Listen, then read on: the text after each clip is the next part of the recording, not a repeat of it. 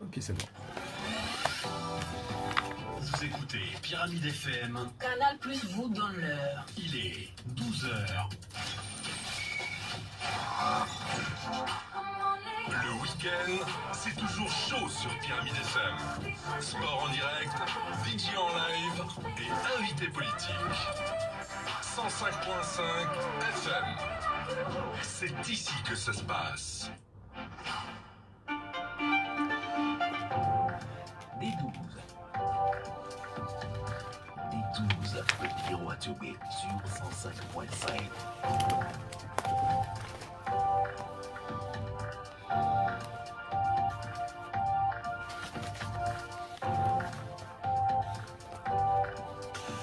Fonya Singbe, Agbeyo Kodjo, Jean-Pierre Fabre, Diri Tama, voilà quelques-uns de ceux qui font l'actualité nationale. À l'étranger, on peut ajouter Blaise Compaoré. Ce week-end est celui des premiers grands départs pour les vacances de l'Europe ou des Amériques. Plusieurs de nos compatriotes ont commencé par allier le mais chacun espère y passer de très bons moments. Mais il y a cette question, ces vacances seront-elles juste des moments de réjouissance et de fête, puisque depuis quelques jours, la nouvelle progression de la Covid sur le vieux continent fait tache d'huile au Togo où les contaminations ont repris timidement leur marche en avant. La Covid refait parler d'elle, y compris autour de la saison des fêtes traditionnelles. Les premières célébrations de ces fêtes ont commencé depuis ce samedi en pays Kabylie. Là-bas, les luttes et Vala livrent leurs premiers résultats. Les combattants se donnent à cœur joie après 2 ans de silence dans les cantons et dans les communes. Si c'est la fête dans les communes de la Cosa, ailleurs, ce sont des interrogations, notamment dans le Golfe 4 et au-delà. C'est publiquement que le maire Jean-Pierre Fabre a dit récemment sa colère, morceau choisi. Ce qui se fait au Togo comme décentralisation est une blague. Si on veut s'amuser à nous rendre complices d'une décentralisation frelatée, je ne participerai pas à ça. Dans le contexte de la décentralisation, le PAM est une entité illégale. Fin de citation. Comment comprendre une telle colère? Est-elle justifiée ou participe-t-elle juste à la politique politicienne? Aux critiques du maire s'invitent des réponses du pouvoir. Jeudi, le président Fonya Singbe a signé 2 décrets.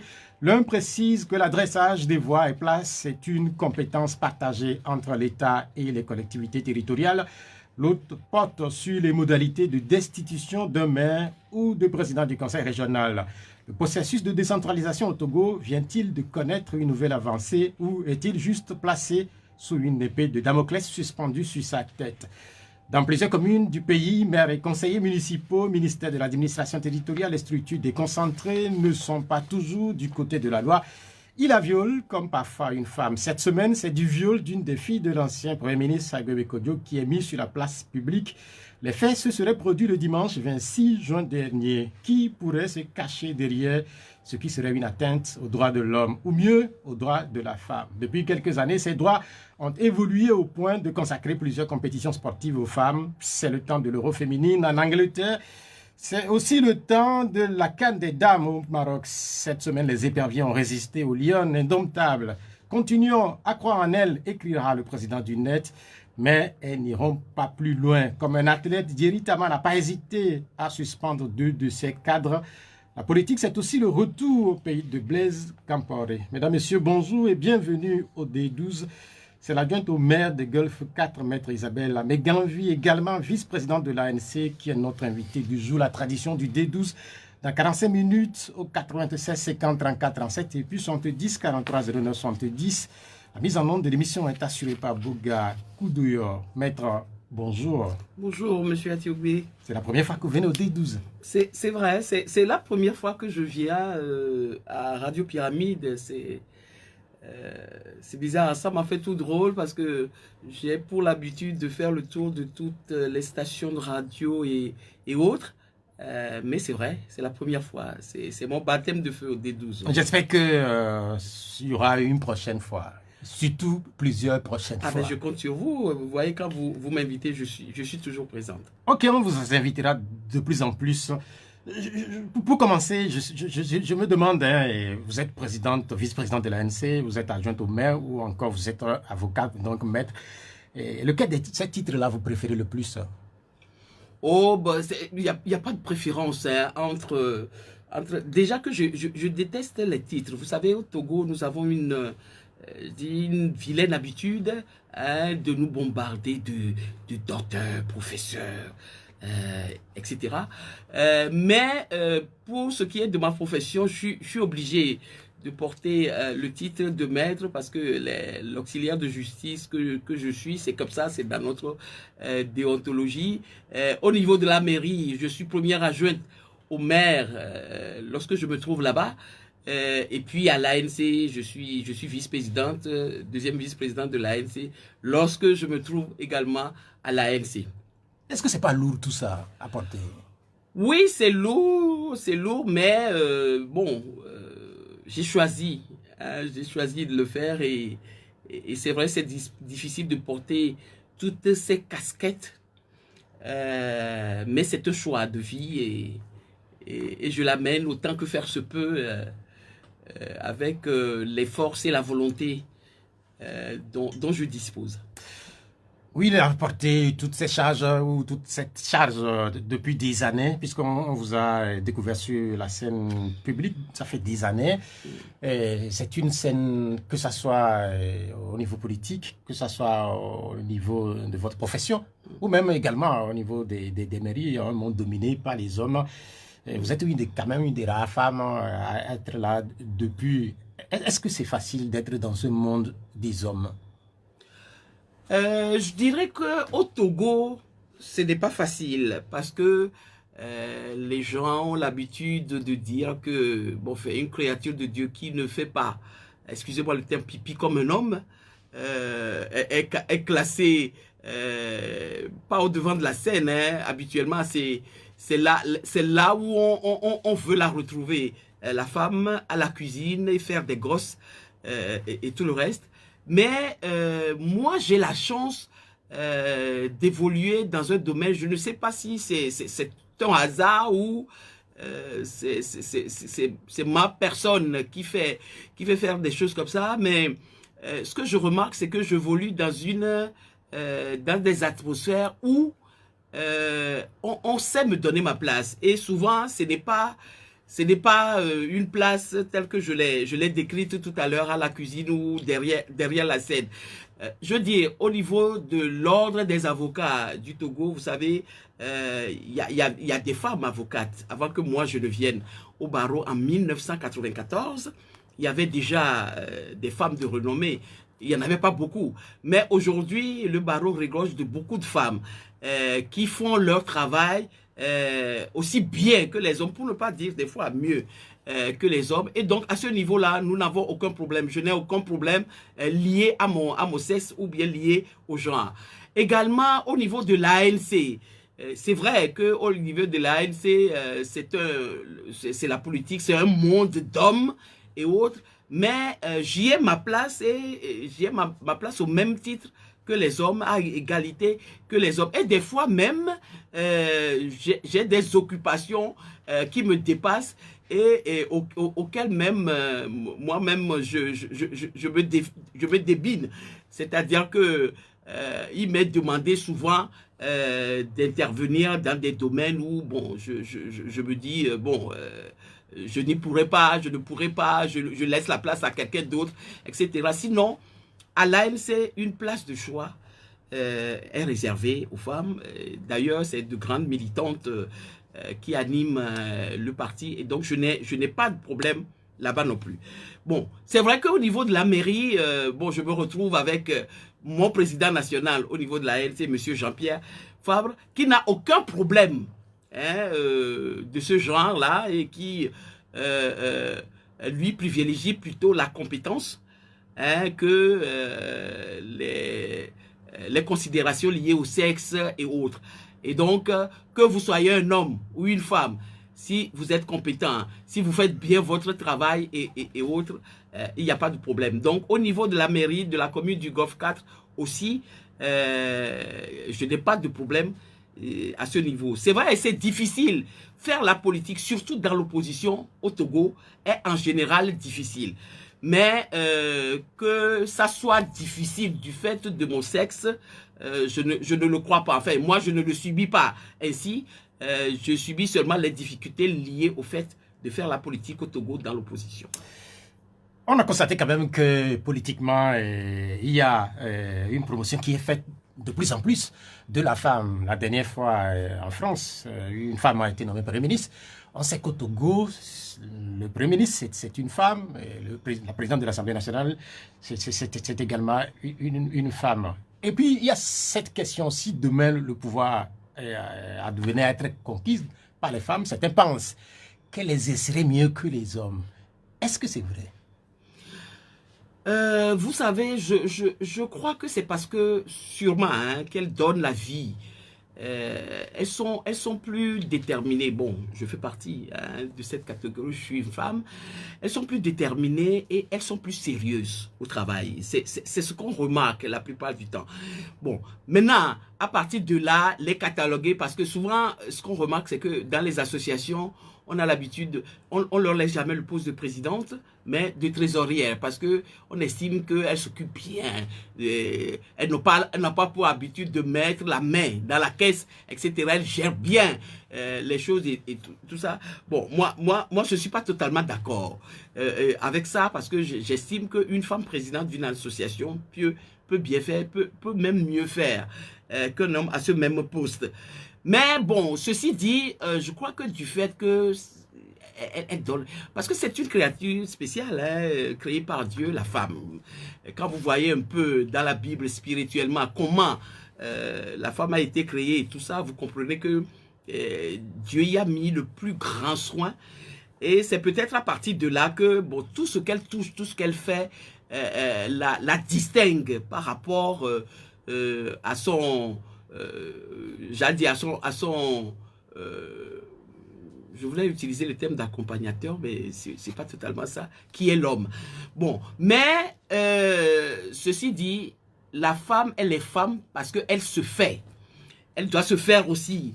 Et surtout, arriver à faire en sorte que le fossé qu'on on a essayé pendant tout le temps, par la culture, par le vivre ensemble, de mettre entre elle et l'homme, de faire en sorte de combler ce fossé. Et je crois que c'est ce que essayent de faire les femmes qui sont des leaders, bon, des modèles dans la société. Vous avez parlé de Premier ministre, de ministre, etc. Encore que, bon, ces nominations-là, moi, je n'y fais pas tellement foi parce que c'est essentiellement politique. Bon, que cela... Bon, maintenant, sur la compétence, ça, c'est le président de la République qui nomme.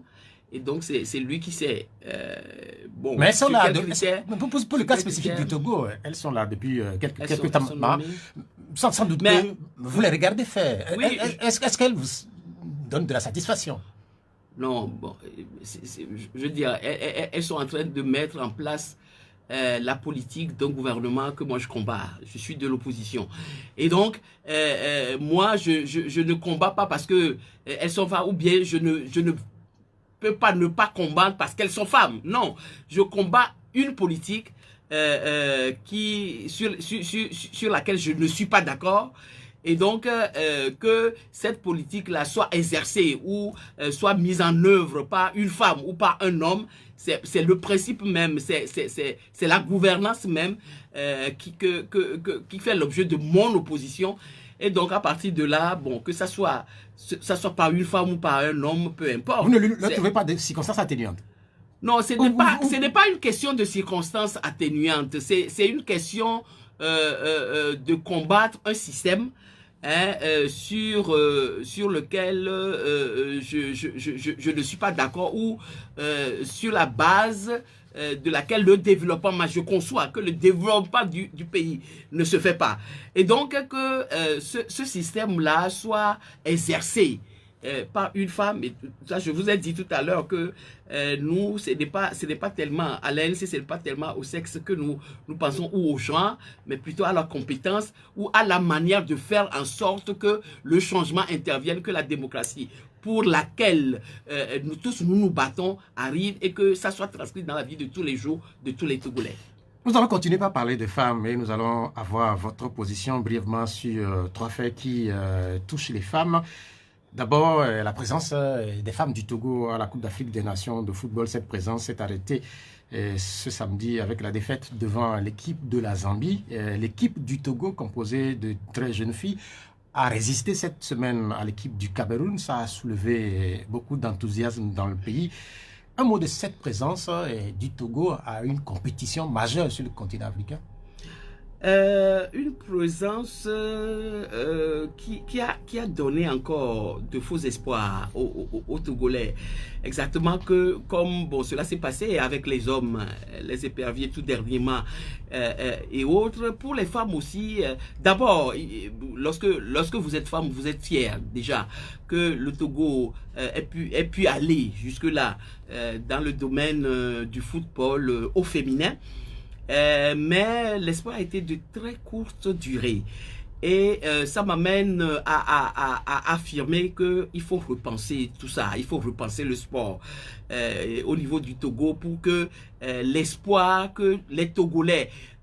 et on a l'air de croire que c'est sur ça que nous entendons. Tous les Togolais s'entendent sur le football et autres. Il y a pas de divergence entre les Togolais. Bon, les Togolais, qu'on soit femmes ou hommes, bon, semblent aimer le football. Et si c'est ça qui peut donner de l'espoir, il faut le repenser et faire en sorte que ça ne soit pas toujours des faux espoirs, que ça soit les éperviers masculins ou féminins, pour que bon, le nom du Togo revienne, quoi. Comme cela l'a été il y a quelques années avec Cheyi Adebayor et autres qui ont porté très haut le flambeau du Togo. Le deuxième sujet impliquant les femmes, ce sont des femmes commerçantes qui ont récemment trouvé la mort dans un accident à Bako. Certaines des victimes ont commencé par être inhumées. Ce samedi, il y a certaines de ces victimes qui ont été inhumées, notamment dans la préfecture de Vaud. Une réaction?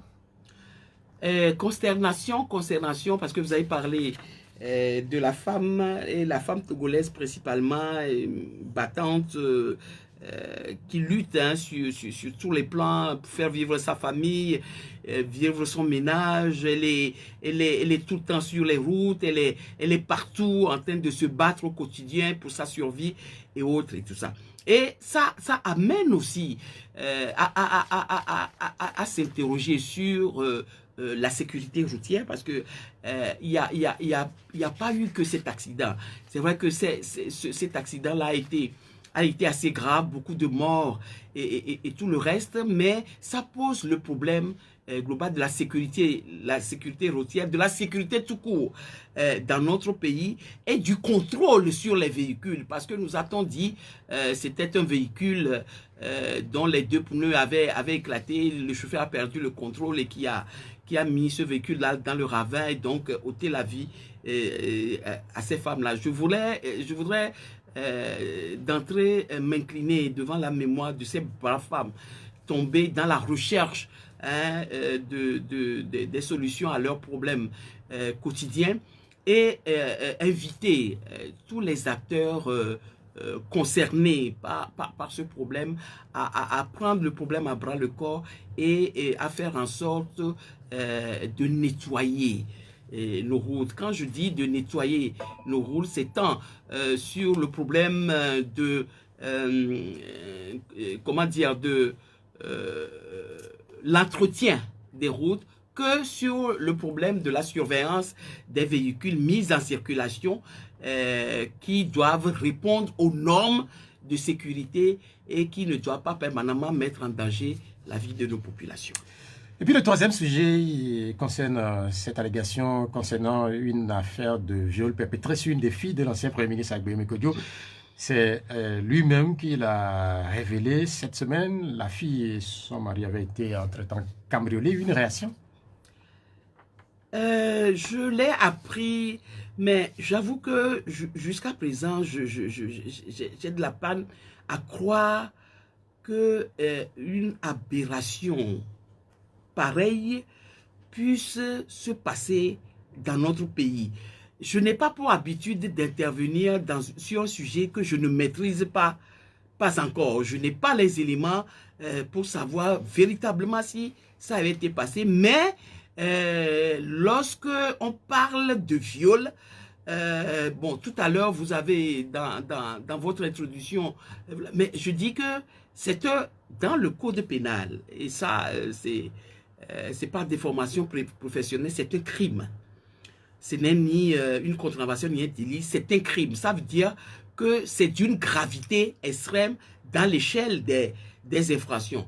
Et lorsque cela se passe dans les conditions que on décrit sur les réseaux sociaux, parce que vous savez, les réseaux sociaux aussi disent des choses et tout ça, mais s'il s'avère que cela s'est réellement passé, je dis, nous avons un sérieux problème dans notre pays et ce problème-là, j'espère que les autorités compétentes qui sont chargées de diriger, de diligenter les enquêtes et autres feraient ces enquêtes-là et que ceux qui seront reconnus coupables d'une telle abomination seront sanctionnés à la rigueur de la loi et que dans tous les cas, c'est une infraction qui vous bousille complètement une personne humaine et des choses comme ça dans notre pays, pour quelque raison que ce soit, ne peuvent être aucunement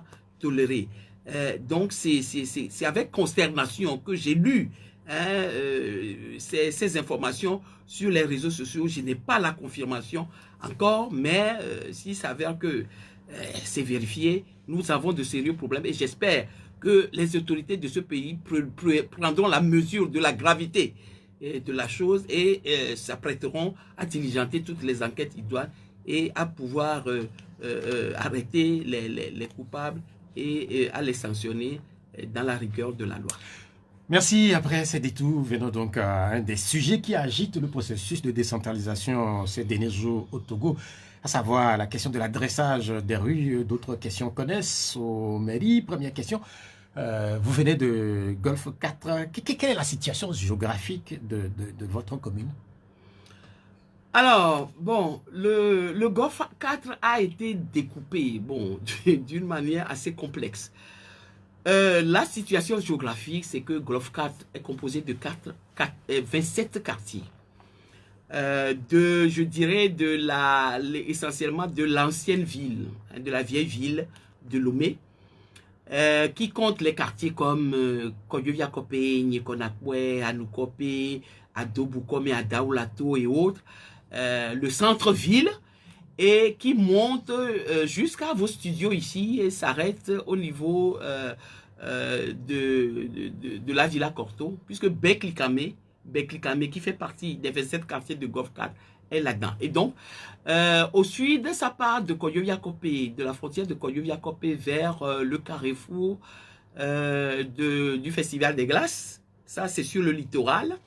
Et donc, c'est une commune côtière.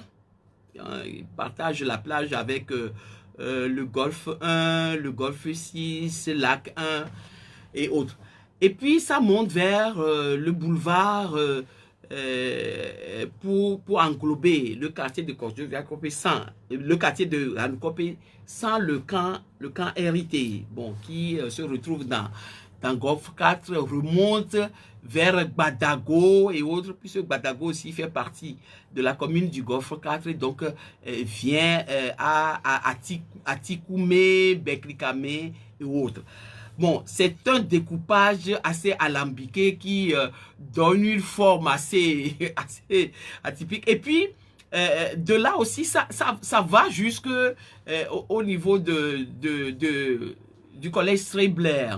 Vous voyez, à Gora Senghor, pour aller vers l'aéroport. Et donc, là-bas, le Golfe 4 est limitrophe du Golfe 1 et du Golfe 2 à ce niveau. Et donc, ce découpage-là fait que la commune du Golfe 4 a pour commune limitrophe le Golfe 1, le Golfe 2, le Golfe 3 et le Golfe 5. Donc voilà à peu près la situation géographique du Golfe 4. C'est clair que ce n'est pas juste après cette description qu'on peut avoir une idée globale de cette commune-là. Mais il y a quelque chose qui a retenu mon attention. Quand vous êtes arrivé au niveau du Festival des Glaces, vous dites, vous prenez le boulevard. Entre-temps, ce boulevard a été au cœur d'une polémique. Ce boulevard, on connaît. Son nom, c'est le boulevard du 13 janvier, mais vous avez décidé de l'appeler désormais le boulevard Sylvanus Olympie, n'est-ce pas? Mais pourquoi?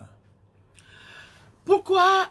Parce que, d'une part, l'adressage, il s'agit de ça, l'adressage qui est entendu hein, de la dénomination, la nomination, l'élargissement, le rétrécissement, la fermeture, l'ouverture de rue, c'est ça qui est contenu dans le mot adressage. Et donc, la loi sur la relative à la décentralisation, sur la base de laquelle fonctionnent les communes, donne compétence propre aux communes d'adresser, article 82. Et donc, c'est sur la base et l'application de cet article-là que la commune du Golfe 4 a décidé d'adresser les voies de son territoire communal. Et je rappelle que cet adressage-là avait commencé sous Lomé Commune, l'ancienne délégation spéciale, et était arrêté. On avait arrêté en chemin lorsque il y avait eu les élections locales et que donc passation de pouvoir a été faite entre les délégations et les nouvelles communes élues. Et donc, la loi sur la décentralisation donne compétence propre aux communes d'adresser.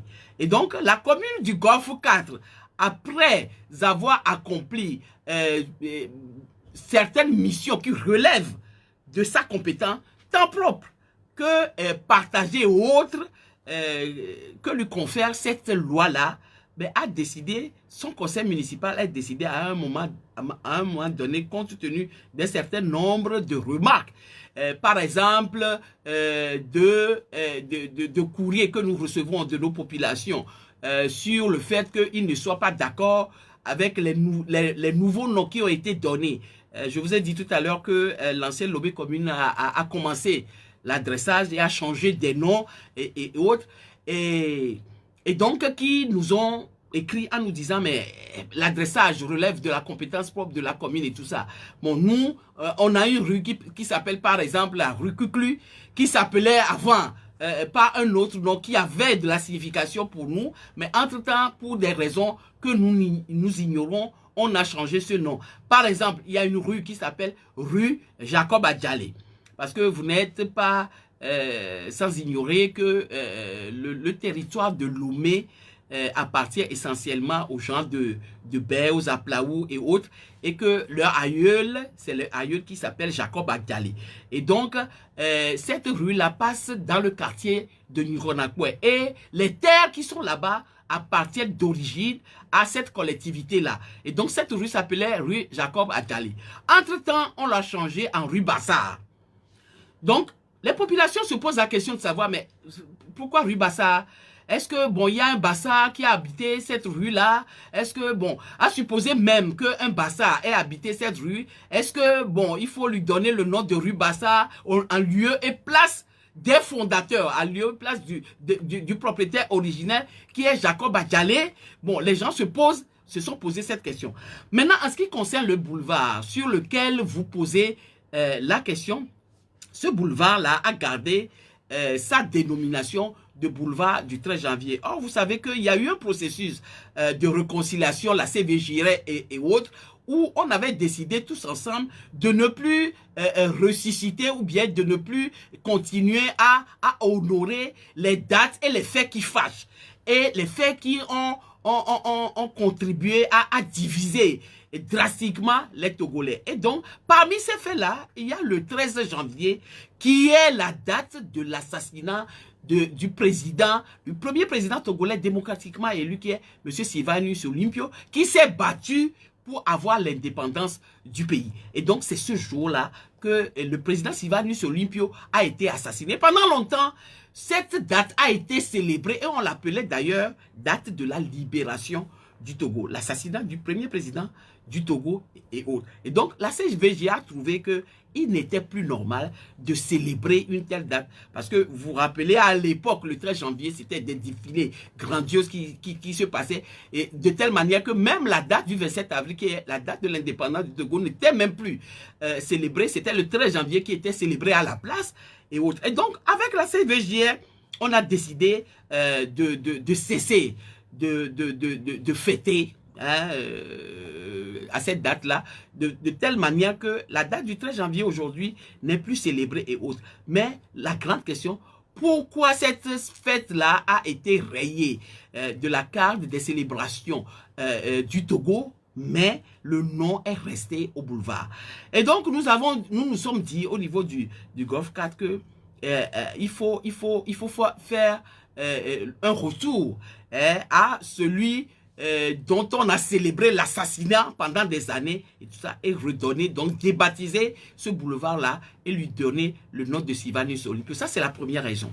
La deuxième raison, c'est que vous verrez au Togo ici tous les présidents de la République, que ce soit ceux qui ont assuré, bon, plus ou moins des intérims, hein, le président Dadjo, Nicolas Gruniski et autres, tous, à plus forte raison, le président Yadima, qui a à son actif des boulevards, des avenues, l'aéroport, le camp militaire et autres, ont leur nom sur les boulevards de la capitale.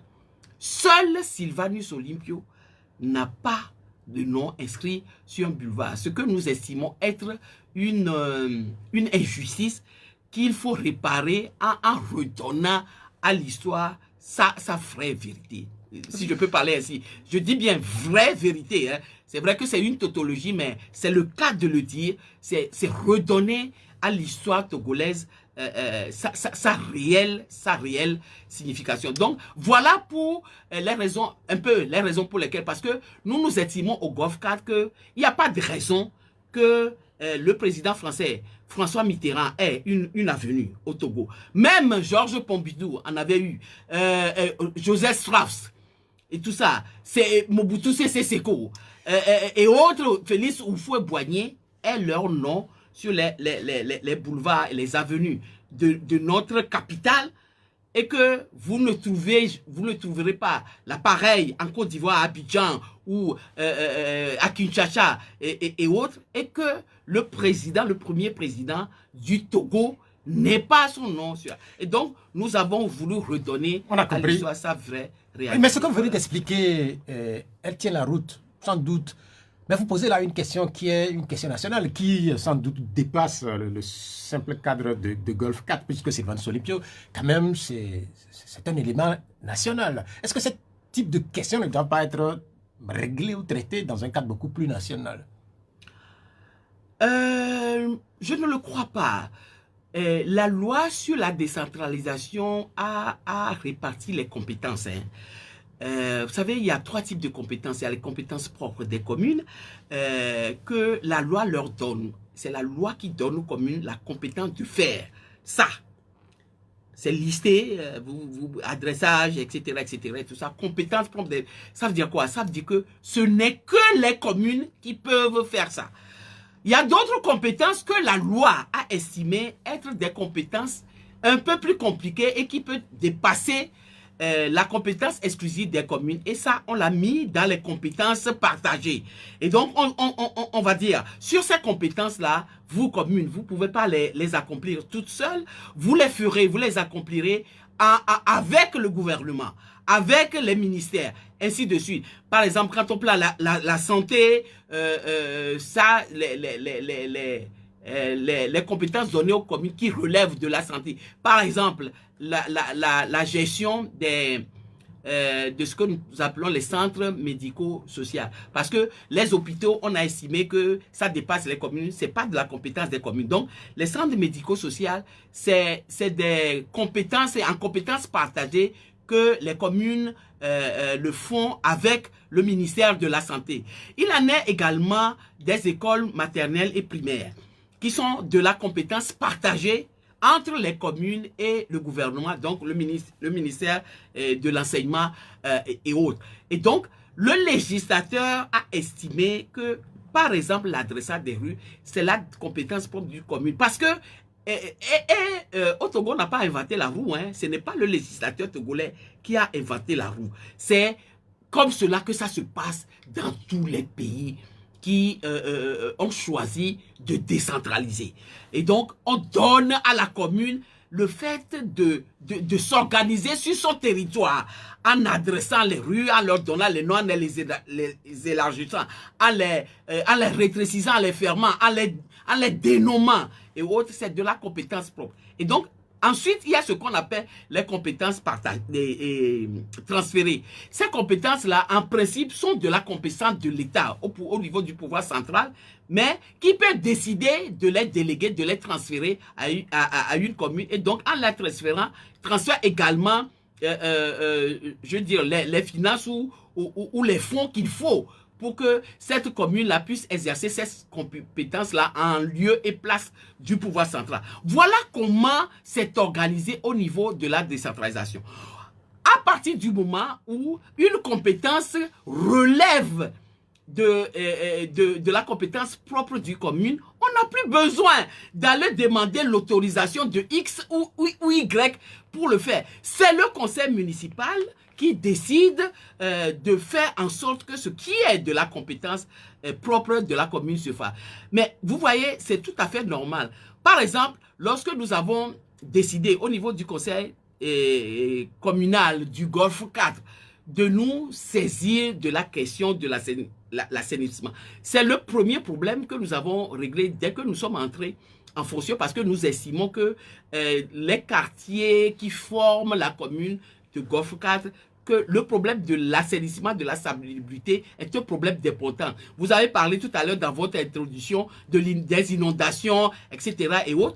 Et donc, ça, assainissement, salubrité publique, ça relève de la compétence propre des communes. Mais lorsque nous avons commencé, nous ne sommes pas allés demander et tout ça. Et dans le test sur la décentralisation, il est dit que l'assainissement, la salubrité relève de la compétence propre des communes qui l'exercent en partenariat avec ANASAP. Et donc, ce que nous avons fait, la loi le dit clairement, avec ANASAP. Donc, ce que nous avons fait, c'est rentrer tout de suite en contact avec ANASAP et voir ensuite ANASAP qui dispose de matériel assez suffisant pour nous aider à faire et tout ça. Et nous l'avons fait. Et donc, personne ne nous a reproché d'avoir commencé à assainir ou à faire la salubrité dans la commune du Golfe 4 sans avoir posé le problème au ministre et demandé l'autorisation, etc. Compétence propre, la commune assume ses responsabilités en faisant. Bien, et donc, l'adressage aussi, compétence propre, pourquoi devons-nous aller demander l'autorisation sur la question de l'adressage des rues, est-ce que cette question n'a pas évolué, puisque je crois que la loi a été revue récemment? Oui, mais la loi a été revue, mais ça aussi, c'est le grand problème. Ça voudrait dire quoi? Ça voudrait dire que, bon, voilà, au Togo, nous avons choisi de décentraliser. D'abord, ça a été une lutte de longue haleine avant que le pouvoir en place n'accepte. Il faut rappeler que nous avons plus de 33 ans de délégation spéciale, ce qui est une incongruité puisque la délégation spéciale est prévue pour durer que 6 mois en tout. Au Togo, elle a duré 33 ans. Et donc, c'est de longues luttes que finalement la décentralisation a été acceptée. Et la loi, on l'a révisée jusqu'à la veille de l'élection locale, en violation de la directive de la CEDEAO qui interdit de toucher à des lois relatives à des élections 6 mois au moins avant la tenue de ces élections. Cette loi-là sur la décentralisation a été votée à pleine campagne électorale, c'est-à-dire 4 jours avant, je crois que c'est le 26 janvier. Le 26 janvier 2019, l'élection locale a eu lieu le 30. Le 26 juin 2019, les élections locales ont eu lieu le 30 juin. D'abord, ce qui est une aberration. Et donc, loi révisée et votée, donc, tel que je l'ai expliqué tout à l'heure. 2019. Et donc, l'année dernière, en 2021, elle a connu une première modification. Et ça fait la 3e modification. Il faut dire que nous venons de boucler 3 années du mandat des élus locaux, puisque ce mandat est de 6 ans. Et donc, le 30 juin dernier, ça fait 3 ans que nous avons participé donc, aux élections locales. Donc, nous sommes à mi-mandat. Et donc, en 3 ans, la loi sur la décentralisation a été modifiée 3 fois. Et cette modification-là serait pour améliorer les choses, que tout le monde serait content. Mais ça n'est pas fait pour améliorer les choses, c'est fait pour personnaliser. Ça, c'était votre perception. Non, c'est fait pour personnaliser, puisque c'est parce que Golf 4 a adressé les rues. Donc, ça veut dire conformément à la loi, telle que la loi le dit, compétence propre, qu'on a trouvé judicieux pour lui enlever cette compétence-là qu'on estime peut-être avoir mis dans la loi parce qu'on pensait qu'aucune commune ne penserait à adresser les rues et autres et tout ça. Et une fois que Golf 4, avec M. Jean-Pierre Fabre à la tête, l'a fait, on a envoyé la loi pour qu'on enlève l'adressage de la rue et que on le sorte de la compétence propre des communes pour aller mettre ça dans des conditions complètement incongrues à la compétence du district et tout ça pour certaines communes et à la compétence partagée avec l'État, ce qui est contraire d'ailleurs à la Constitution parce que on ne peut pas faire d'inégalité, instaurer une illégalité sous la loi à des entités qui sont les mêmes. Aujourd'hui, la modification qui est intervenue fait que certaines communes ont le droit d'adresser, mais d'autres communes n'ont pas le droit. Et donc, les communes du district qui relèvent du district autonome du Grand Lomé, c'est-à-dire les 7 communes de la préfecture du Golfe et les 6 communes de la préfecture d'Aguenivé n'ont pas le droit. Et le texte le dit que l'adressage, aujourd'hui, l'adressage relève d'une compétence partagée et avec l'État, sauf pour les communes qui relèvent du district autonome du Grand Lomé. Voilà pourquoi je dis que cette loi-là, la modification est un scandale d'ailleurs qu'il faut dénoncer parce que ce n'est pas normal que pour punir ou pour empêcher une commune de travailler, on puisse déléguer ou bien une loi devant une assemblée nationale pour être modifiée de la sorte. Madame, vous êtes juriste et vous savez qu'on dit que la loi elle est due, mais c'est la loi. Parce que devant moi, quand je lis, parmi les compétences, là, en ce qui concerne l'adressage des voix, c'est en partage avec l'État. Qu'est-ce que vous allez faire désormais? Est-ce que cela ne met pas fin à l'initiative ou ces initiatives qui sont prises au niveau de Golf 4?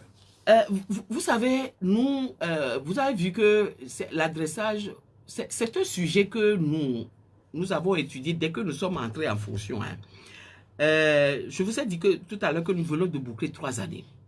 Nous n'avons pas fait encore que Sanko au Sénégal, lorsque il a été élu maire, le premier acte qu'il a posé, c'est d'adresser les rues. Et ça, personne n'a trouvé bizarre que le premier acte posé par lui, ça soit ça au Sénégal. Parce que là-bas, je vais dire, c'est un pays normal où tout le monde comprend que adresser les rues d'une commune relève de la compétence propre d'une commune. Bon, il l'a fait. Nous ne l'avons pas fait. Parce que nous avons beaucoup, nous nous sommes interrogés ici, parce que nous venons d'arriver, l'adressage, il a fallu que même nous approprions même la notion et autres. Nous avons demandé des formations au niveau du conseil municipal. Les premières années, vous verrez dans les archives de la commune du Golfe 4 que ce n'est pas cette année que nous avons commencé à parler de l'adressage. Nous avons eu des formations sur l'adressage, nous y avons réfléchi 3 années après.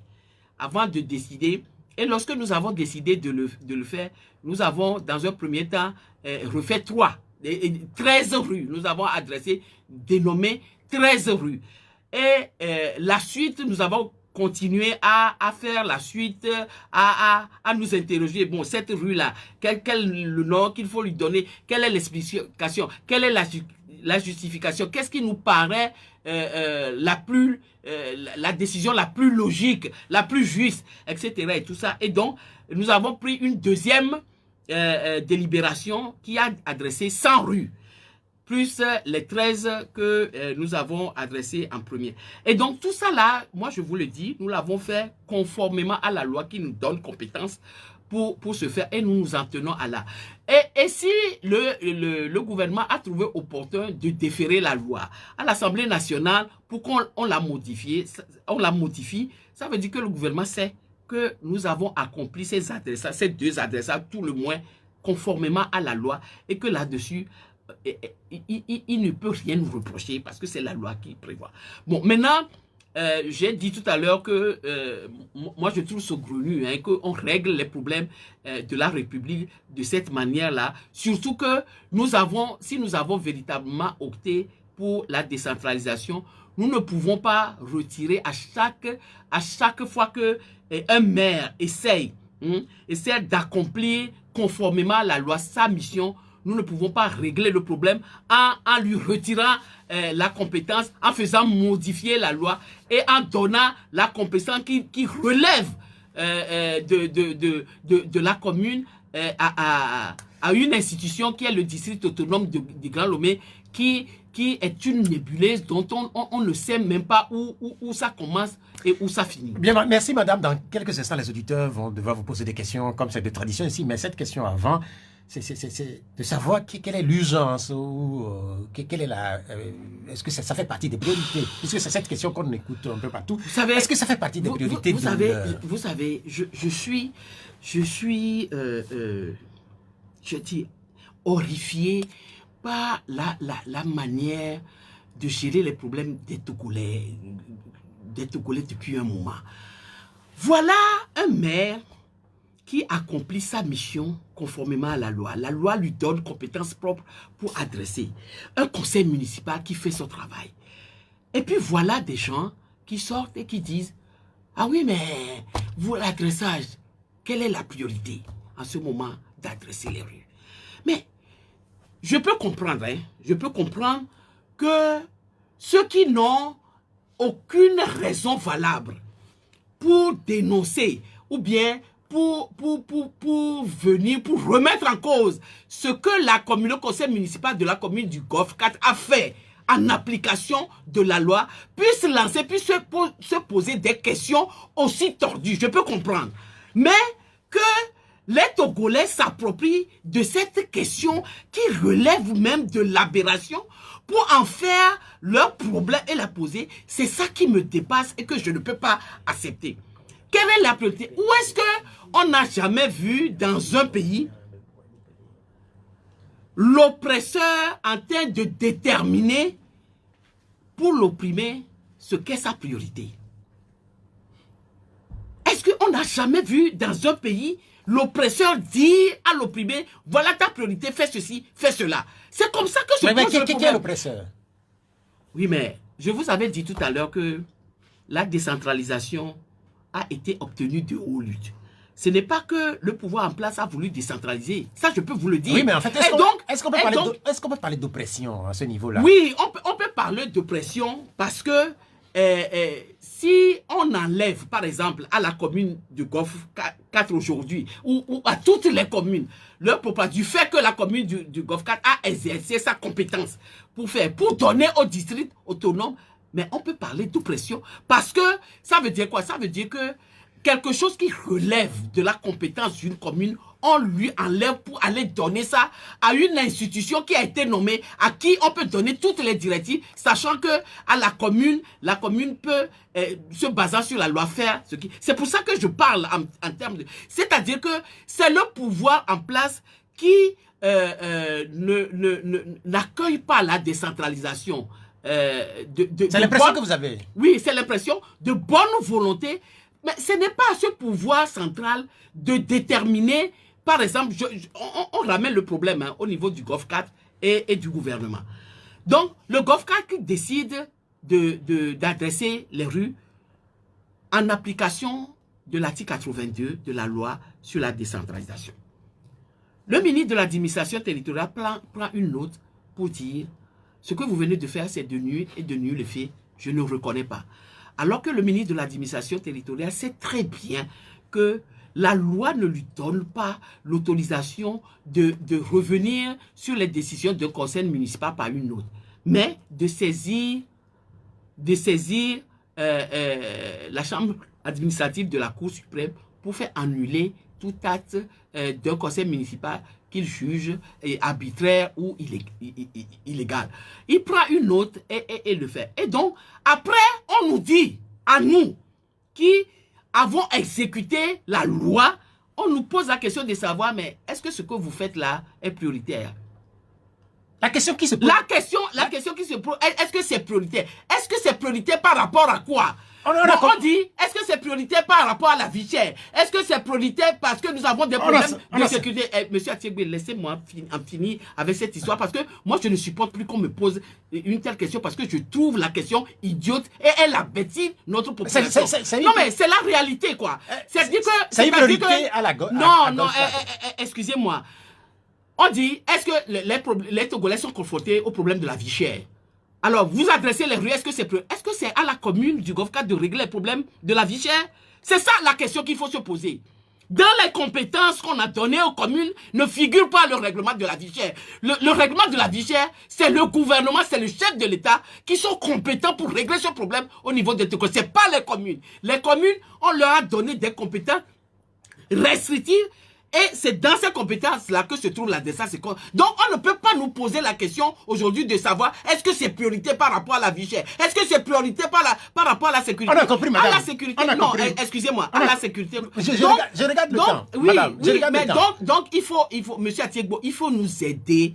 Il faut nous aider à arrêter, à permettre aux Togolais de comprendre les choses et de poser les bonnes questions et de poser les bonnes questions aux bonnes personnes à qui ces questions doivent être adressées. Alors, quand on veut parler de la vie chère, de la priorité du règlement de la vie chère et des problèmes de sécurité, on ne s'adresse pas à une commune, on s'adresse au gouvernement qui a la responsabilité. Bien, merci madame. Il faut que les Togolais arrêtent de poser cette question. C'est complètement déplacé et ça n'a aucun sens. Madame, je sens que vous êtes en colère là. Oui. Vous ne devez pas être en colère, madame. Non, mais je suis en colère parce qu'à force, ça fait partie quand même des questions qu'on peut se poser. Oui, non, mais c'est pas des questions bêtes. C'est-à-dire que non. Mais vous savez que c'est pas des questions bêtes. C'est-à-dire que il faut que nos intellectuels arrêtent. On va au téléphone, puisque d'ordinaire, 45 minutes après l'émission, nous devons avoir les réactions des auditeurs. Et les tout premiers auditeurs vont se manifester sur les deux numéros de la radio, 70 43 09 70 et puis 96 50 34 37. Allô, bonjour. Oui. Bonjour. Oui. Oui, c'est télé. Oui, vous êtes à l'antenne. Oui, madame, bonjour. Bonjour. Ok, bon, félicitations. Je suis toujours d'avis avec la commune Gopka, dont j'habite, vous la savez, pour dire que d'abord, je soutiens fermement la position de récupérer leur compétence et de gérer les marchés. Parce que c'est avec ça qu'on peut parler de la priorité d'abord. Et de l'autre côté, si on peut parler de la priorité de voies, c'est de faire de telle sorte que les voies sont bonnes. Parce que si je donne un cas de Agia comme à Bobo comme là-bas, madame, vous-même vous savez, c'est parce que vous n'avez pas les moyens de faire ces travaux-là. On est totalement d'accord avec vous. C'est pour cela qu'on demande que la population va nous soutenir pour récupérer ce qui est de droit que les marchés. Maintenant, de l'autre côté, la préoccupation, de l'autre côté, concernant le dressage, lorsque vous voulez donner le nom de Sylvain Solution, dont le corps est hors de la frontière, c'est là qu'on parlera de la priorité de ramener les restes de Sylvain Solution d'abord, et on parlera du reste. Parce que le régime RPTI ne peut pas s'occuper de ce genre de choses, des indépendantistes, les noms de tout ça là. Il ne va pas vous accepter. Dernièrement, c'est parce que vous l'avez enlevé le nom de la grand-maman du président actuel, il ne va pas vous accepter. Et il faut faire de telle manière que mettre un peu de l'eau dans le pain pour donner le nom de maman Daïda, et il va vous accepter ça. Merci beaucoup, Pelé, pour votre intervention. Je ne sais pas si vous avez une réaction à faire après cette... Oui, bon, il a parlé de Aguiacom et Abobocom et autres, bon, en le disant, c'est le problème de l'EPAM. Je crois qu'il sait très bien que ça, c'est encore une incongruité et une entorse à la décentralisation, qu'il y a deux marchés qui relèvent de la compétence propre gestion des marchés de la commune du Golfe 4 qui ont été enlevés au Golfe 4 pour être donnés à l'EPAM. Et que dans la gestion d'un de ces marchés, qui est le marché de, le grand marché d'Adaoulato, l'EPAM collecte des taxes, hein, toutes taxes confondues, hein, dans 8 quartiers sur les 27 que comporte la commune du Golfe 4. C'est-à-dire les quartiers de, comme on appelle, Agiakome, Abobokome, Anagokome, Zangaratime, Adaoulato, Agbandaronou, etc. et autres, et Beniglato et autres. Et les PAM collectent là-bas. Sans que les PAM n'exécutent, qui n'est pas une collectivité locale, n'exécute aucune des charges liées à la collectivité. J'ai parlé de l'assainissement et de la salubrité tout à l'heure. Et donc, ce qu'il dit, c'est que les rues là-bas sont complètement défoncées. Les caniveaux remplis. Les PAM a eu le trocudance de débuter des travaux d'assainissement là qui ne relèvent pas de sa compétence, les a laissés en plan, ce qui fait qu'aujourd'hui, ces quartiers-là sont dans des conditions d'insalubrité pas possibles. Bien évidemment, la question qu'il pose, c'est que si le fait de refaire, j'ai dit l'adressage, c'est de la compétence propre des communes. Si c'est que la commune du Golfe 4 collectait là-bas et mettait, et jusqu'à présent on le fait hein, dans tous les cas, l'assainissement, la salubrité, l'éclairage public, tout ça, dans ces quartiers-là, c'est la commune du Golfe 4 qui s'en occupe, pendant que c'est les PAM qui collectent les fonds et autres. Et donc, si on nous donne les moyens, ou bien on nous laisse prendre nos moyens nous-mêmes pour pouvoir faire la salubrité et tout ça, ce problème-là sera réglé. Maintenant, en ce qui concerne la priorité, ramener le code de cible, est-ce que c'est à la commune? Voilà pourquoi je me fâche tout à l'heure quand je criais un peu sur le fait que les gens ne posent pas la bonne question. Il dit, la priorité, c'est de ramener le corps de Sylvanus Olympio avant de... Est-ce que c'est de la compétence de la commune du Golfe 4 de ramener le corps de Sylvanus Olympio? C'est ça la question. Est-ce que c'est de la compétence de la commune du Golfe 4 de ramener les restes de Sylvanus Olympio au pays? Par contre, c'est de la compétence de la commune du Golfe 4 de donner le nom Sylvanus Olympio au boulevard. Voilà ce que... Parce que nous travaillons hein, en application de la loi. Noté, la loi ne nous donne pas compétence pour ramener le corps de Sylvanus Olympio, mais elle nous donne compétence pour Oui, adresser. Bonjour. Oui, bonjour, vous êtes à l'antenne. Merci. C'est elle, non? Oui, c'est elle. Quel est votre nom, vous? C'est Jean Diagonet. Jean, allez-y. Je voudrais poser une question. Qu'est-ce que c'est pertinente à Madame Isabelle, à mon avis? Elle n'a qu'à se calmer pour me répondre. Je suis très calme, monsieur. Madame, s'il vous plaît, si je peux vous parler là-bas, c'est très bon. Mais, s'il faut que cela s'exécute, ce que vous dites, c'est très bien. Mais c'est la non-alternance au Togo qui prouve tout cela. Et vous êtes à la base de la non-alternance. Je m'explique. Je ne sais pas comment vous faites vos accords CBT renouvelés, quoi là. L'UNI n'avait pas eu le nom de l'UNI, c'était NTT. Je crois que dans ce genre de réunion, l'UNI même a amené sur sa table à la fin du premier mandat de Paul en disant que bon, si vous voulez l'alternance, nous allons considérer de 2005 à 2010 comme nul. On va démarrer sur une nouvelle base, donc Paul va aller aux élections. De 2010 à 2015, ça fait 1, de 2, de 10 à 20. 15 à 20, ça va faire 2 mandats, puis c'est fini, il va plus se présenter. En ce temps, vous étiez, je m'explique encore, vous étiez, Fabre était le chef de file de l'opposition. Il a claqué la porte. Et à son âme, fait à Boïbo. Il a dit, mon enfant, venez. Tout ce que nous avons fait, ça fait des années là.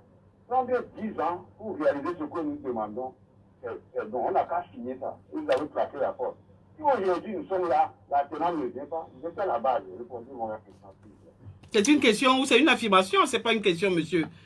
Vous avez affirmé que nous sommes à la base de la non-alternance dans ce pays parce que nous avons claqué la porte. Encore que, je ne sais pas si vous étiez là quand nous avons claqué la porte. Nous n'avons pas du tout claqué la porte. Nous étions à l'Assemblée nationale et si je me mets à vous raconter les péripéties, vous parlez des réformes là.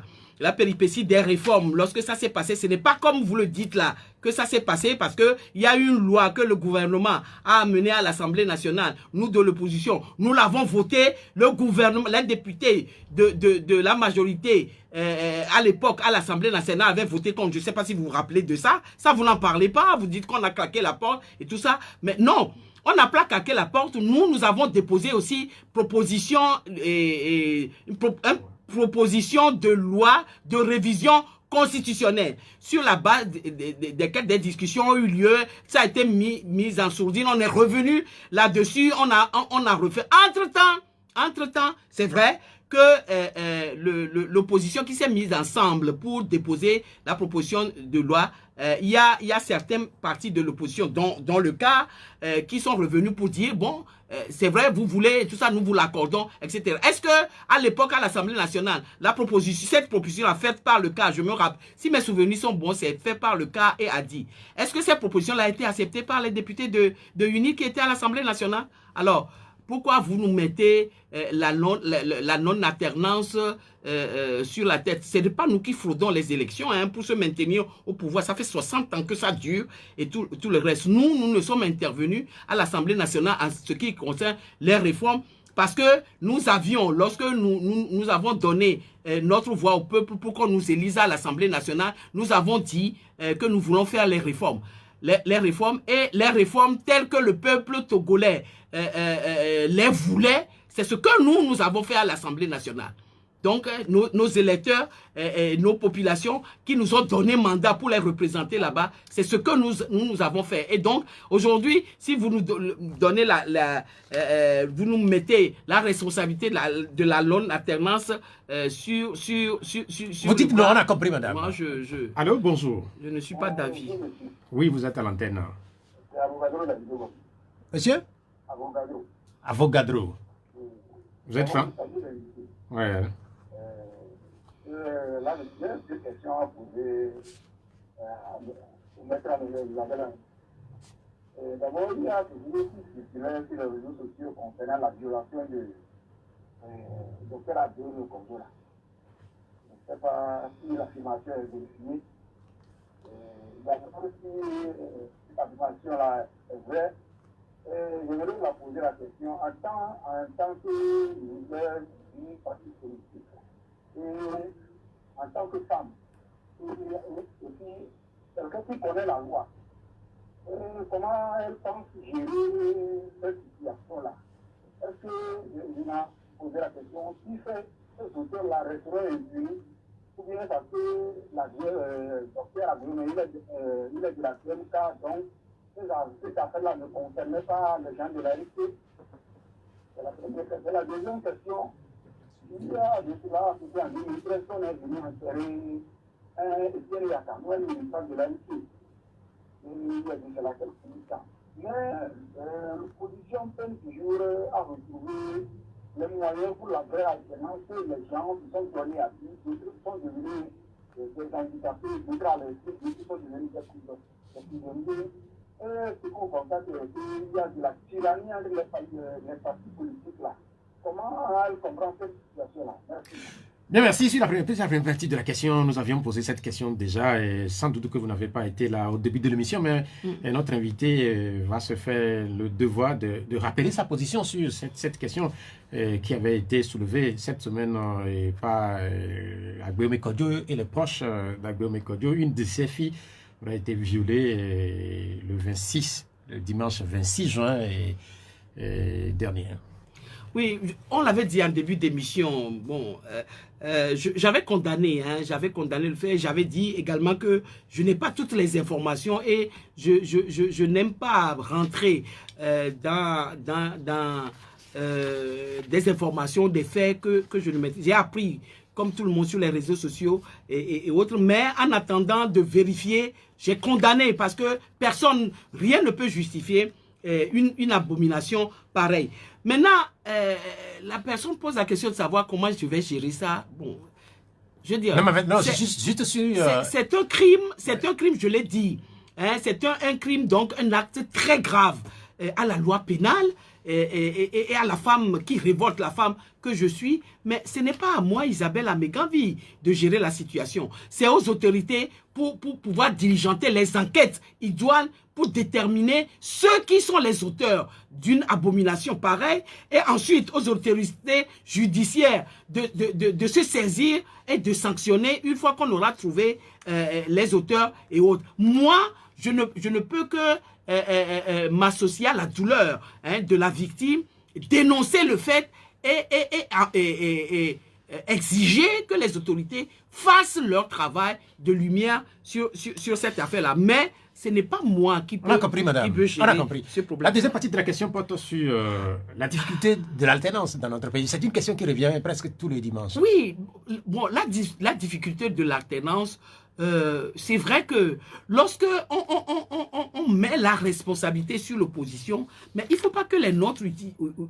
oublient aussi que nous sommes dans un pays où on vient de parler de la décentralisation tout à l'heure, avec tous les problèmes que nous rencontrons en ce qui concerne sa mise en œuvre, lesquels ces problèmes-là sont créés par le gouvernement lui-même, et pour ne pas dire même le ministère de tutelle des communes, qui est censé régler le problème des communes et autres. C'est au niveau de là que le problème se trouve. Donc, la difficulté de l'alternance, si on peut relever que l'opposition a peut-être commis des erreurs, on ne peut pas mettre la non-alternance sur le dos de l'opposition, parce que l'opposition, elle, se bat pour pouvoir d'abord venir au pouvoir, parce qu'il faut le dire, les partis politiques, la proportion des partis politiques, c'est de se battre pour exercer le pouvoir d'État. Mais dans l'opposition, on se bat pour pouvoir faire changer les choses au Togo, instaurer la démocratie et l'état de droit, parce qu'on estime que nous sommes en déficit démocratique et nous sommes en déficit en ce qui concerne l'état de droit. Et donc, nous menons une bataille contre un régime qui est réfractaire à accepter que la démocratie s'installe. C'est ce que nous faisons. Et donc, à notre corps défendant, nous nous battons. Nous sommes dans une lutte. En Afrique du Sud, les gens se sont battus pendant plus de 30 ans contre l'apartheid et tout ça, et on finit par gagner. Et donc, à chaque fois, lorsqu'il n'y a pas alternance, qu'on dise, c'est de votre faute, parce qu'à l'Assemblée nationale, vous n'avez pas fait ceci, c'est de votre faute, parce que vous n'avez pas fait cela, comme si le régime qui est là veut véritablement c'est une erreur de raisonner comme ça. Le fond de la question de l'auditeur aussi, c'est en partie vrai dans le sens où sur les réseaux sociaux, comme il a effleuré, il y a une guerre quand même là entre les acteurs de l'opposition. Comment mettre fin à cette guerre? C'est de cela qu'il s'agit aussi. Oui, vous savez, si nous étions tous d'accord sur la manière de faire la politique, dans un pays ou bien dans une sphère démocratique, nous exigeront que tout le monde fasse de la même manière, que tout le monde pense de la même manière. Malheureusement, même dans l'opposition, nous pouvons dire que nous n'avons pas, il n'y a pas un seul parti politique de l'opposition. J'ai toujours dit, j'ai toujours affirmé qu'au niveau de l'opposition, comme d'ailleurs au sein du parti au pouvoir et de ses alliés, il y a les sociodémocrates, il y a des socialistes, il y a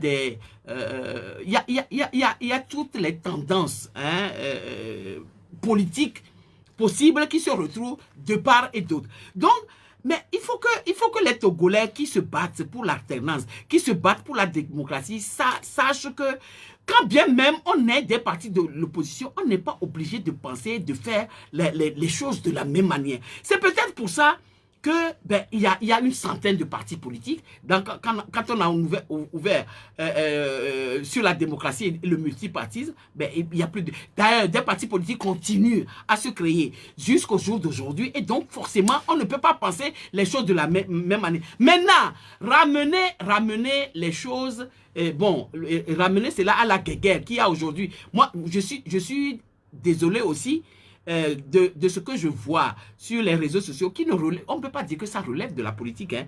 La manière dont, surtout au sein de l'opposition, les partis politiques se traitent entre eux et tout ça, mais il faut voir d'où ça vient, d'où ça commence.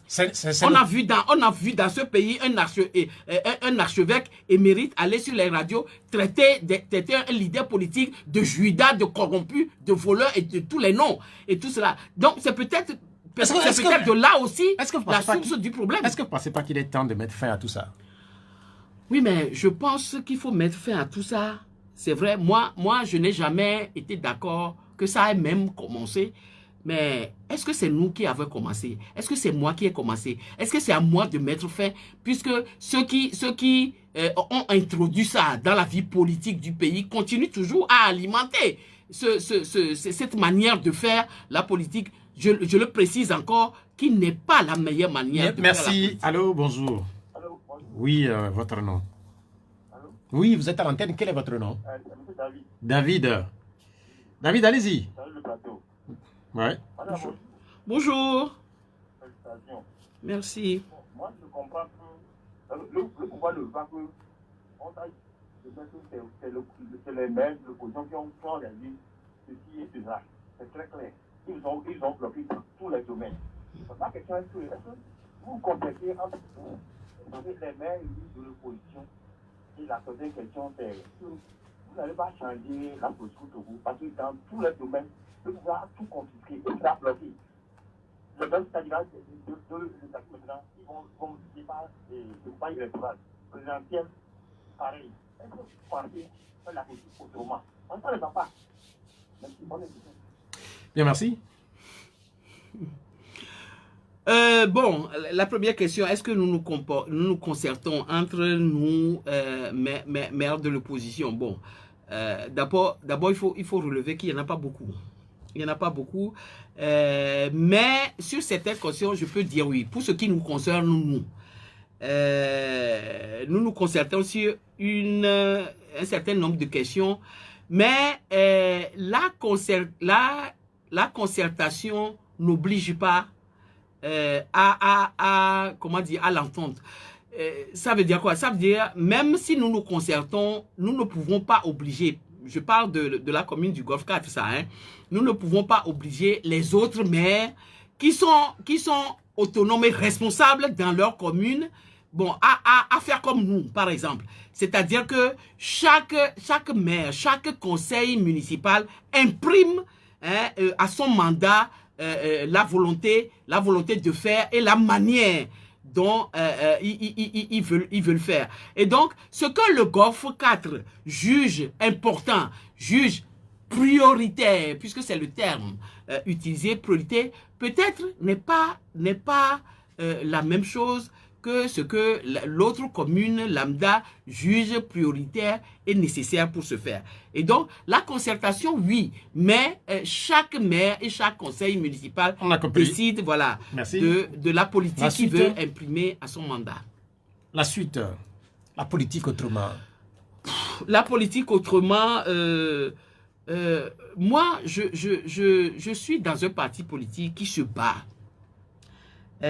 sur des principes, des principes de détermination, de voir gouverner ce pays autrement. Et pour ce faire, nous nous battons sur des principes liés à la vérité.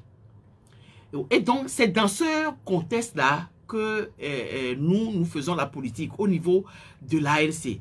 Et donc, à partir de ce moment-là, bon, les partis politiques qui se retrouvent dans ces principes-là, avec nous, nous cheminons ensemble. C'est vrai que l'ANC a été l'un des partis qui a participé à tous les regroupements de l'opposition, que ce soit le CST, la C14 et autres. Bon, nous avons toujours été de ces regroupements-là. Mais lorsque nous sommes dans ces regroupements et que les choses ne se passent pas comme nous l'aurons souhaité et que la plupart du temps, les choses ne se passent pas dans la vérité, dans la confiance et autres, et qu'en cours de route, vous finissez par perdre confiance et autres, vous ne pouvez pas être obligé d'évoluer dans un regroupement où la confiance, la sincérité et autres n'existent pas. Et donc, tous les Togolais qui ont vécu l'essai de l'opposition dans les regroupements et tout ça, je crois que tous les Togolais savent où est-ce que ça a failli, quelles sont les responsabilités des uns et des autres. Mais nous ne décourageons pas. Nous ne nous décourageons pas. Nous estimons que, bon, quand il y a lieu de faire une unicité d'action contre combat qui est commun pour nous, nous le ferons. Mais on ne peut pas nous obliger à nous unir en rond lorsque cette union-là n'est pas basée sur la sincérité, n'est pas basée sur les mêmes, la même vision des choses. Ça ne peut donner que les résultats. C'est noté. Revenons à la commune Golfe 4. On sait très bien que la question de l'adressage des rues, c'est une question qui fait l'actualité. On a noté les positions qui sont celles du préfet d'abord et puis après du ministre. On a vu les décrets qui ont été pris ces derniers jours. La question, c'est de savoir qu'est-ce qui va se passer après. Parce que là, vous avez rebaptisé un certain nombre de rues. Le préfet n'est pas d'accord, le ministre n'est pas d'accord, et puis aussi la loi a été revue. Qu'est-ce qui va se passer? Oui, mais ce qui va se passer, vous savez, je suis quand je lis, bon, enfin, les opinions des uns et des autres sur les réseaux sociaux, je souris et je dis que pour le pouvoir en place, ce qui est bien pour lui, c'est que les Togolais ont tendance à avoir la mémoire courte.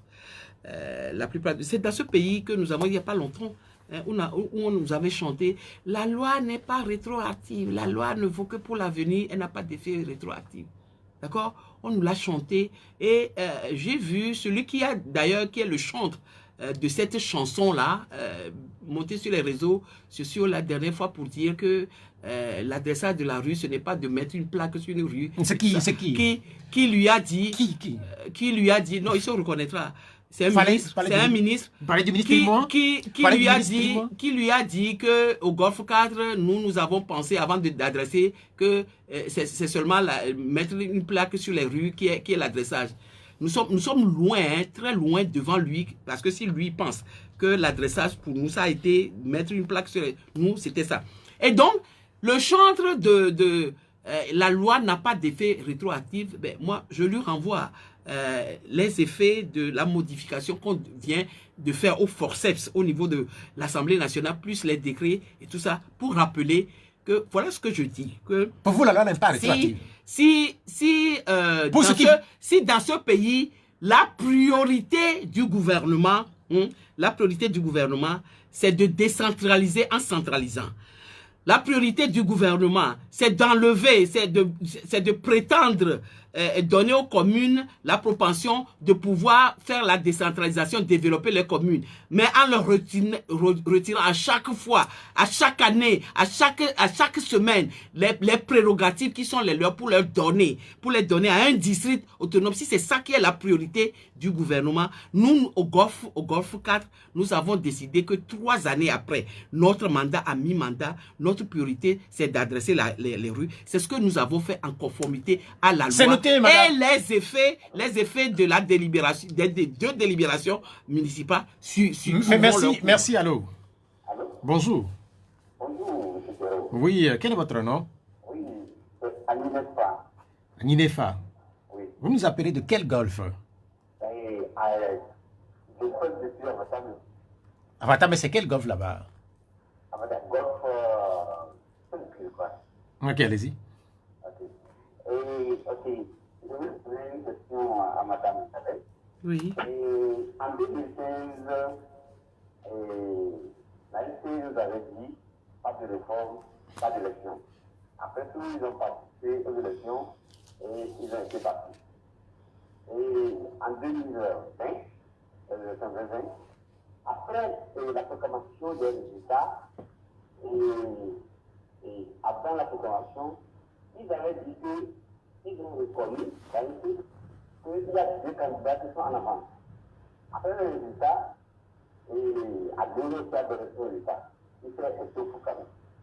Et la RSA demandait à donner d'aller amener les prix. Mais je voudrais savoir, est-ce que l'ANC même a amené ça à amener les prix aux élections? C'est vrai qu'en 2010, ils ont bien gagné les élections. Mais est-ce qu'on les a demandé également les prix? Mais les deux qui les ont supportés, et à Guinée, ils ont marché avec eux pendant 5 ans. Mais je voudrais savoir, est-ce que après l'élection, Madame Isabelle avait dit qu'il va combattre le cas au même titre que le parti de pouvoir pour les élections. Je voudrais savoir, est-ce que l'ANC fait partie du pouvoir pour le parti de pouvoir? Parce qu'en tous les cas, il va pas si vous voulez dans une équipe. C'est noté, cher ami. Cher ami, c'est noté. Agninefa, depuis Avata même, madame. Oui.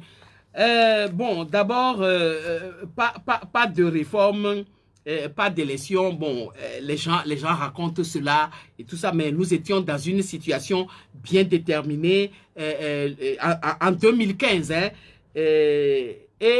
bon, moi, je voudrais dire que ceux qui affirment cela, bon, nous rapportent la preuve de comment est-ce que ça a été dit et dans quel contexte cela avait été dit. De toute façon, on est en train de parler de 2015. Nous avons, notre candidat avait participé à ces élections-là et autres. Et à 2015, s'il se rappelle, nous avions fait un mémorandum sur ces élections-là où nous avons apporté les preuves des fraudes que nous avons contestées. Ces élections-là, nous les avons contestées à l'époque et nous avons, par ce mémorandum-là qui a été rendu public, apporté les preuves des fraudes que nous avons eu dans les bureaux de vote où il y avait eu plus d'électeurs que d'inscrits, etc. et autres et tout ça. Bon, nous avons apporté les preuves à travers ce mémorandum-là. Ensuite, en 2020, on a dit que 2 candidats étaient en avance. C'est vrai, c'est ce qu'on avait dit. Parce qu'au moment où on compilait, on avait vu par rapport à nos résultats, parce que nous compilions aussi par rapport à nos résultats, que c'était 2 candidats et pas nous qui étions en avance. Et donc, nous l'avons dit. Mais entre-temps, ce qu'il ne dit pas, c'est que nous avons dit dans le même communiqué, nous avons dit que nos appareils et autres avaient été piratés, que nous n'arrivons plus à faire la compilation et autres. Ensuite, après cela, nous avons saisi la Cour de justice de la CEDEAO en annulation de ces élections-là, que nous avons estimé être les plus corrompues, les plus frauduleuses que le Togo ait jamais connues. Et donc, nous avons estimé que ces élections étaient tellement frauduleuses qu'on ne pouvait même pas dire que c'était des élections pour dire qu'il y a eu un gagnant, il y a eu un perdant et autres. C'est pour ça que nous avons fait un recours devant la Cour de justice de la CEDEAO en annulation. Maintenant, si l'un des 2 candidats que nous avons reconnus être en tête, parce que nous n'étions plus être en tête, dit qu'il a gagné les élections, pendant que son représentant qui se trouve à la CENI valide un rapport disant que c'est son concurrent qui a gagné les élections, il y a problème. À partir de ce moment-là, si ce candidat-là, au lieu d'aller revendiquer sa victoire comme nous l'avons fait au moment où nous nous sommes présentés et nous avons estimé que nous avons été volés, nous l'avons fait. Si ce candidat-là veut que ça soit l'ANC qui vienne revendiquer sa victoire à ces lieux et places, mais il faut qu'il apporte la preuve à l'ANC de sa victoire, pendant que l'ANC, elle dit que l'élection a été tellement frauduleuse qu'on ne peut pas parler de vainqueur et de vaincu. Et donc voilà, Madame, c'est la question de à ce thème que se pose le problème. C'est la question de 2020 qui revient chaque fois. Vous dites que c'est l'élection la plus frauduleuse sous les démocratiques, visiblement, madame. Oui, bien sûr. Oui, mais comment vous qualifiez cette élection par rapport aux élections de 2015, de 2010, au cours desquelles également votre candidat Jean-Pierre Fabre, par exemple, a dénoncé un certain nombre d'irrégularités? Pourquoi vous constatez que celle de 2020 est beaucoup plus frauduleuse. Est-ce que c'est parce qu'au final, est-ce que c'est parce qu'au final, votre candidat est arrivé en 3e position? Non, c'est parce que cette fois-ci, nous n'étions pas à la CENI. Les autres fois, nous avions été à la CENI. Et donc, en amont comme en aval, nous avons essayé et nous avons fermé beaucoup de robinets aux fraudes. Par notre action, nos dénonciations et autres. Cette fois-ci, nous n'avons pas été à la CENI. Et je dis, le candidat dont on parle, qui prétend aussi, et tout ça, avait, lui, son représentant là-bas. Il semble que ce représentant n'était pas au pays à cette époque. Ah oui, mais si le représentant n'était pas au pays, c'est ni à moi, Isabelle Amégavi, ni à l'ANC qu'il fallait s'y prendre. Hein. Nous, nos représentants, lorsque nous étions à la CENI, il ne viendra à l'idée d'aucun de nos représentants à la CENI de voyager au moment où des élections avaient lieu ici. Et donc, les questions-là, ces questions-là, on ne les pose pas, c'est toujours le même problème. On ne les pose pas aux bonnes personnes. Cette question, il aurait fallu poser cette question aux représentants du candidat en question qui était là à la CENI. Il aurait fallu poser cette question-là à ceux qui sont à même de répondre à cette question, pas à l'ANC qui avait été candidat aussi à la même élection. Donc, je peux dire que ce candidat et l'autre étaient même des concurrents à cette élection. C'est complètement... Madame Sénoté, puisque les personnes... Monsieur Atiboué, laissez-moi terminer. Il y a qu'au Togo qu'il y a ces... Voilà des gens, deux candidats, plusieurs qui vont à des élections et tout ça. Et puis, l'un dit, reconnaît que, bon, lui, au premier tour, il n'est plus dans la masse et que deux candidats se sont dégagés et sont devant, mais que l'élection a été frauduleuse et autres. Maintenant, les deux candidats prétendent avoir gagné. Il y a un qui prenant j'allais dire en otage les institutions de la République, on le programme vainqueur, et puis il y a l'autre qui dit qu'il a gagné aussi. Et qui proclame 72% ou je ne sais pas quoi de pourcentage et autres. Mais qui vient demander à un concurrent perdant de venir réclamer sa victoire en ciel, lieu et place. Moi, il n'y a que Togo que je Madame, on a noté, puisque vous n'êtes pas la bonne personne. Madame, on va évoluer. Oui, j'ai compris, madame. J'ai compris. Il nous reste 4 minutes, madame. Je voudrais savoir comment est-ce que vous gérez la situation des inondations au niveau de la commune Golf 4, si inondation il y a. Parce qu'il nous reste 4 minutes. C'est des questions importantes. Vous ne pouvez pas dire si inondation il y a. Je ne sais pas, peut-être qu'il y a une surprise là-bas. Oh non, vous savez que l'inondation n'est pas typique au Golfe 4. C'est l'inondation, je veux dire, c'est un problème national, disons comme ça, mais un problème spécial au Golfe 4 aussi, puisque nous sommes en flanc de colline et donc tous les eaux de ruissellement qui viennent de la colline et tout ça se déversent et tout ça, et le Golfe 4 est traversé donc par la lagune. Et donc, voilà pourquoi ce problème se pose de manière cruciale, si on peut le dire ainsi, au Golfe 4, mais à toutes les communes, disons à toutes les 13 communes du Grand Lomé. Alors, comment nous réglons ce problème? Nous le réglons, je vous avais dit tout à l'heure que quand nous sommes arrivés, c'était le premier problème auquel nous avons fait face, assainissement et salubrité publique. Et donc, dans l'assainissement et la salubrité public figure donc ce problème lié à l'assainissement. Et lorsque vous passez dans la commune devant la lagune, vous verrez que les gens sont tout le temps à l'œuvre en train d'enlever les nénuphars et autres et tout ça pour pouvoir déboucher les canaux qui drainent l'eau vers la mer et autres. La dernière fois, lorsqu'il y a eu la grosse pluie, bon, je crois du mois dernier et autres, vous avez vu que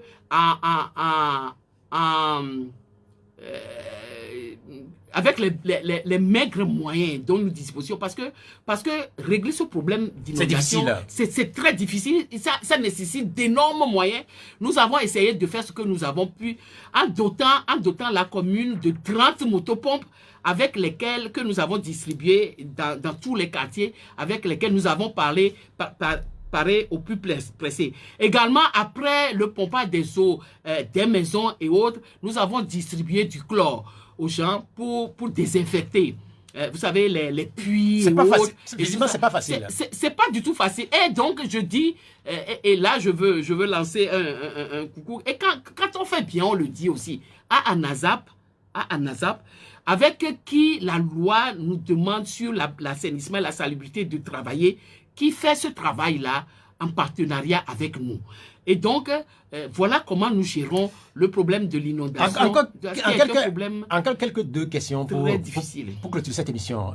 Dans votre commune que nous avons le grand marché de Lomé, c'est ce grand marché de Lomé qui a brûlé en 2013 et les Togolais veulent savoir, est-ce que c'est fini pour le grand marché de Lomé?